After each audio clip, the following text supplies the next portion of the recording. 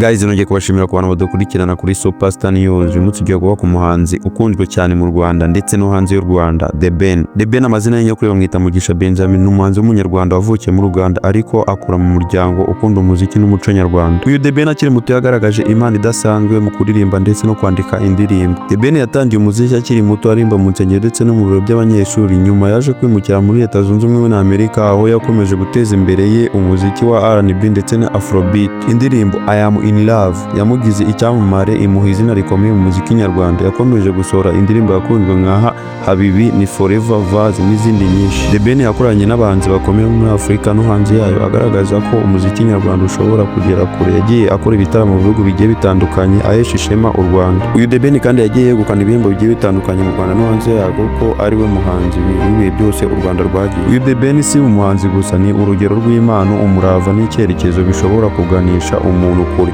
Umuziki we ukomeje guhumuriza, gukundisha no guhuza abantu benshi. Niba wakunze iyi video kanda subscribe, like, usangize n'abandi. Murakoze.